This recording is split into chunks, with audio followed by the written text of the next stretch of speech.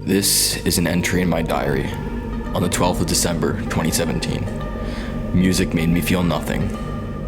I made some anyway, out of anger, for 24 hours. If albums testify eras, this is just a day.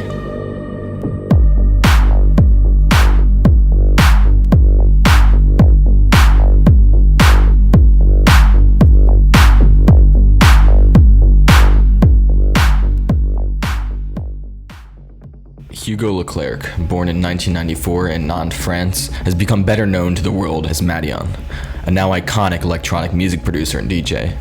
His style can be likened to electropop, new disco, and French house, and can be described as a modernized take on the classic French house formula. Since his beginnings in 2011, Madeon has so far released two major albums, Adventure and Good Faith. But today, we won't be talking about either of these albums. No, instead I want to take you down a little rabbit hole, or rather quite a large and quite a mysterious rabbit hole. I'm talking, of course, about the Celine EP, Madeon's darkest project.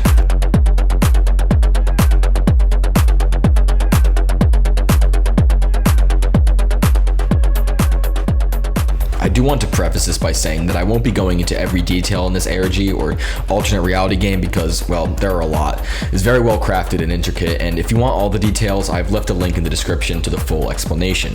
This video is mainly designed to tell the mysterious story of this EP, and part of that crazy tale is of how it was found. So anyways, let's get on with the video.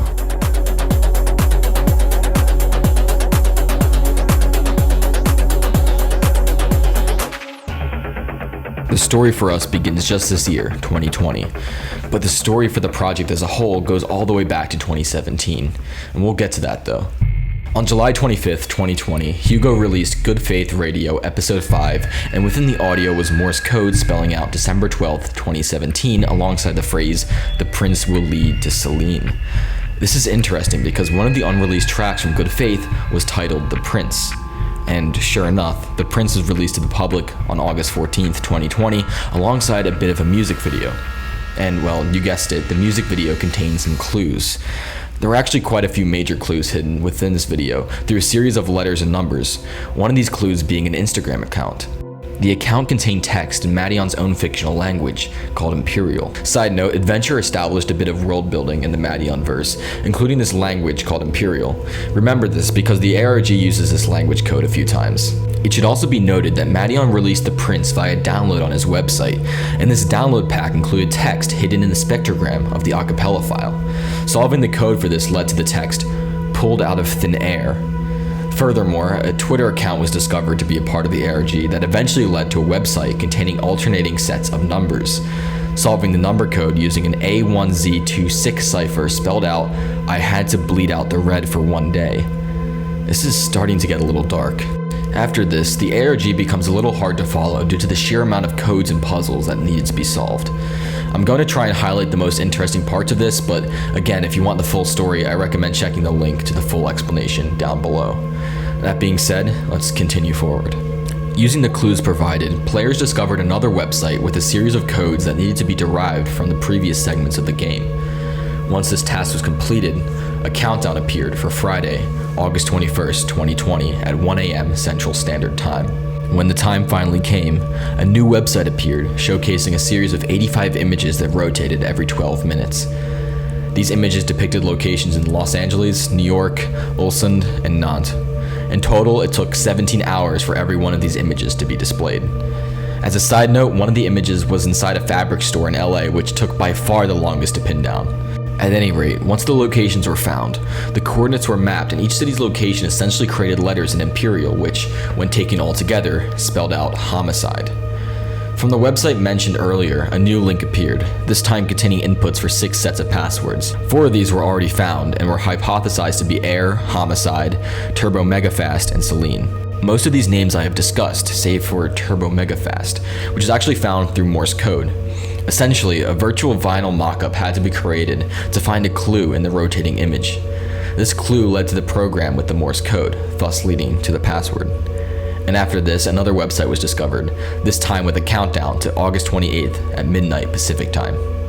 When this website opened, the text "Built to Good Faith" appeared, with every character linking to a different downloadable papercraft. The players built the papercraft and upon completion, spelled out the word Absolu. This was the second to last passcode. The final passcode was found within the papercrafts as well, and is a bit convoluted, so here's a neat infographic that explains the clue. Essentially, the imperial text refers to the order of the papercraft in order to spell out the word Pomme. Now, all 6 of the passwords had been unlocked, and it was time to return to the passcode page. Heir, Homicide, Turbomegafast, Celine, Pomme, and Absolu. Upon inputting each word, players were met with the end goal, a vinyl order of the Celine EP, limited to 200 copies.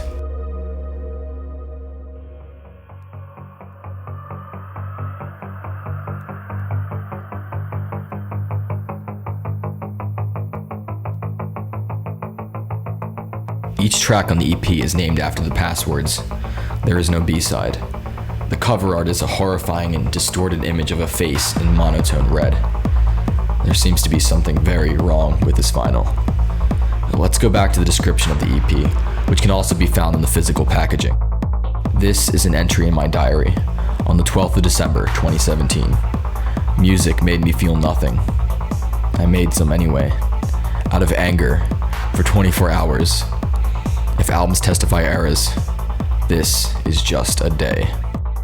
Well, okay, Madeon's work has always been pretty uplifting. I'm sure this isn't too bad.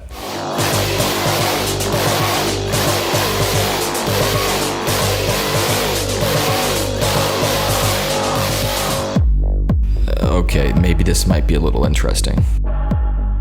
So the first time I ever heard of Madeon was right when I left for college. I remember that first week at school, my buddy and I bought tickets to an upcoming Deadmau5 show, and I kind of just spent the first week or two of my freshman year blasting Deadmau5 tracks. And one track I stumbled upon was the Madeon remix of Raise Your Weapon, and I remember becoming completely hooked to that track. I love the little vocal build-up and the drop. It was just really fun. And whenever that Madeon remix of Raise Your Weapon comes up these days, I'm just immediately thrown back to like pre-gaming in my dorm room with horrible cheap vodka and orange juice. Really good times. But anyway, throughout the years, I always felt like Madeon tracks just found me instead of me going to search for them. That track with Passion Pit, Pay No Mind, and those live mashups he used to do on YouTube, those things would just pop up for me in like a sidebar or on Pandora or on Shuffle. I can't remember a time I ever like went out of my way to look up new Madeon tracks or something like that. So for me, Madeon's music was always like these little jumpy surprises that would just pop up randomly, and I'd be like, oh, this is an awesome listen. And I would just go, about the rest of my day, whatever. And I kind of like that, he was kind of disposable for me, and it was these fun little surprises every time his music would pop up. So because of that experience and how I went about listening to Madeon in that way, and I kind of just categorized his sound into just like happy EDM, it was really interesting checking out Celine. I love when artists do a complete 180. I always say the best tool in life is the contrast tool. When someone is really into you for something, for that one thing, hit the switch and flip it. As humans, we live for shock, we live for excitement and change and the rush of thinking, okay, I know what to expect, and then boom, everything's now shattered, and I gotta figure, how do I figure this shit out? What do I do next? People love that. And when Aiden sent me this EP, I had no idea it existed, nor did I know about the ARG or whatever behind the work and everything else that led up to its creation. At 15 minutes, it's a quick but action-packed listen. The EP sounds something more akin to like the work of Danger or Dogblood, that Skrillex and Boys Noise project. It's like this cyberpunk horror movie put through a juicer and squeezed out into an awesome red-colored slushy for you to consume. It's got ice-cold production, but it's rough around the edges, and it like has these literal jump scares at times. The end, that got me good. I must say, I kind of jumped at the end. The EP, it's grand, it's explosive, and it feels like you're being hunted down by something unfathomable. And like I said, I would have never expected Madeon, the same dude who gave me that happy-go-lucky Passion Pit track, to give me something like this. I love how the persona we create in our mind of an artist or any creative figure in general can be shattered by the clear case of everyone just being human at the end of the day. it's impossible to avoid our emotions going into our work. I mean, we can live up to a brand or internet personality for so long, but after a while, it's just natural for your emotions to kind of bleed into your product. And when I read that Madeon made this EP in a matter of 24 hours in like a fit of rage, I fucking dig it. Like, that's a sick idea, and I'm happy he brought this whole thing to life. And it's just sitting in with the rest of his discography as this super oddball. Awesome stuff. It sounds great, bumps like hell, and I just love seeing an artist bring something new to the table. Use your craft as not only a creative outlet, but an emotional outlet as well. The album is dark, ambient, industrial, angry, cold. I could go on and on describing this thing with all sorts of adjectives that don't quite do it justice. It's experimental, and more importantly, it's a stark contrast from anything Madeon has produced thus far. It is unrecognizable from the artists we've come to know and love. This is Hugo speaking to us, and Hugo in his lowest point. It's raw, and most importantly, it's human. As someone that has dedicated themselves to the darker and perhaps nihilistic melancholia that music sometimes emits, this was something I knew I was going to be interested in when finding out about this particular conception. Though my love for electronic music is pretty strong, heavy music has always been my main musical proclivity as a creative outlet and recurring pastime. As much as I love the visceral tenacity of Daughters, Dillinger Escape Plan, and Full of Hell, I do need a bit of versatility in my playlist from artists such as Deadmau5, Left Field, and Massive Attack to keep me stimulated. But just because one genre may seem more bright and lighthearted than the other doesn't mean that same genre can't be taken to more opaque and rather obscure heights. Some of those archetypes that stand to reason include industrial, drum and bass, noise, and witch house as archetypes for aggressive electronic music. Every emotion is powerful, and the general aspect of it plays a significant role in the mind of the artist, but none quite like anger, and it's the best friend of every artist in the world. And that's because our most nihilistic state of mind is when we're at our most meticulous, therefore producing some of the greatest art of our lives. The feeling of anxiety, anger, and trepidation can often feel excruciatingly unbearable to endure, but the expression of it is cathartic and beneficial to its creator. After all, the darker and more confronting the art is to the observer, the more therapeutic it is to the artist. Could you ever imagine albums such as City by Strapping Young Lad, Jane Doe by Converge, or The Whole of the Law by Anil Nathrak ever being made when the band were actually in really high spirits? Above all, sometimes the happiest piece of artistic expression you see or hear could have the darkest, most abysmal backstory behind it, from something as lighthearted as a painting of a flower. If no artist ever truly felt comfortable or mentally stable, just about everything with art would be almost bland and tedious. I'm not going to pretend like I know a lot about Madeon. This guy's discography is still very foreign to me, but based on what I've learned and listened to so far, I certainly dig this guy's interpretation of his artistic endeavours. His albums Adventure and Good Faith are certainly special in their own way, but I personally don't think they carry nearly the same weight as the Celine EP does. And this might be because of my exposure to the industrial and agro-tech genres in my late teens, and that it reminds me of bands such as Icon of Coil, Grendel, and Skinny Puppy, just to name a few.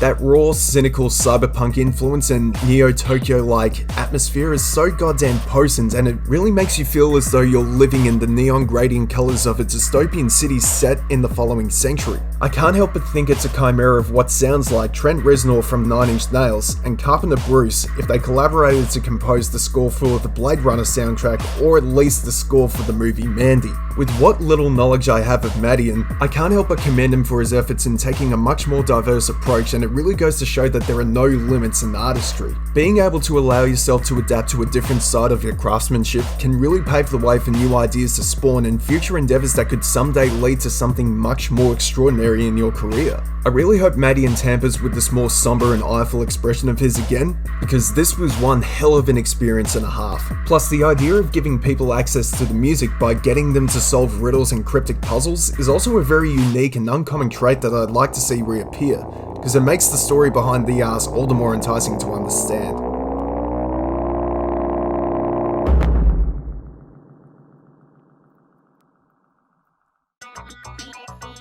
Every track on this EP is absolutely bursting with this dark and ominous energy. Heir starts off with a truly haunting melody and industrial beat, broken up only by the tormented screams of a distorted synthesizer. Homicide follows the same pattern, this time with an even colder and more lifeless beat. But right when you think you know what's coming, we're hit with this Tron soundtrack style techno synth that sounds actually really quite nice and would definitely fit at home in a cyberpunk soundtrack. Turbomegafast truly lives up to this name, with some high speed yet repetitive arps, broken up toward the end by a slower, more methodical beat and melody. Celine starts off calm, but quickly transitions to a build-up that almost feels relaxing in comparison to the rest of the album. It feels like a false memory though, like something isn't quite right, but you feel prepared to take it on. Pomme returns to the industrial style we hear in the rest of the EP, starting off with a repetitive bass line and a looping Vox arp. Only halfway through does it become angry with distorted, screeching synths that sound like something is trying to escape from your head. And finally, Absolu, a stunning and cinematic masterpiece to close the album. It feels open and airy, like traversing an unfathomably expansive mountain range that reaches high into the atmosphere. It feels like acceptance, like a meditation on the anger that we just experienced. But just when we think we've escaped, it all comes crashing back down in one final, jarring and screeching drop.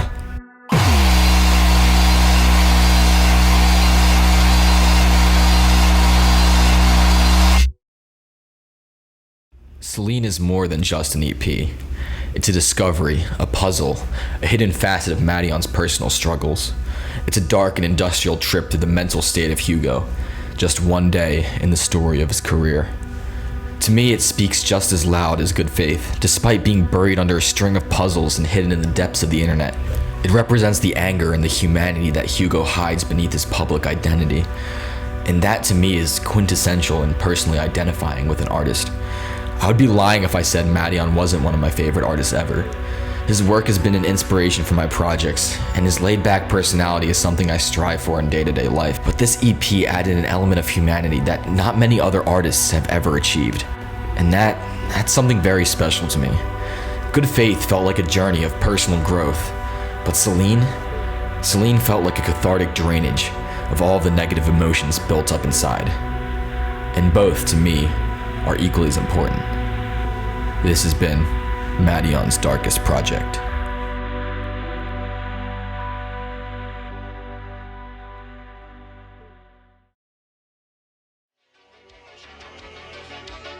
Well, I hope you enjoyed that. I thought it'd be the perfect video topic for October, and honestly, it was really fun exploring the full story behind this EP. And special thanks to Daydream, Deluxe, and Pat Chennington for helping out with this video. I know you guys were both super into this topic, so it was great having you guys on. And also, thanks to Daydream Deluxe who helped me put the idea for this video together. I couldn't have thought of this without you, man. And with that being said, thank you guys so much for watching. Special shout out to my patrons, and I'll see you all next time. Bye.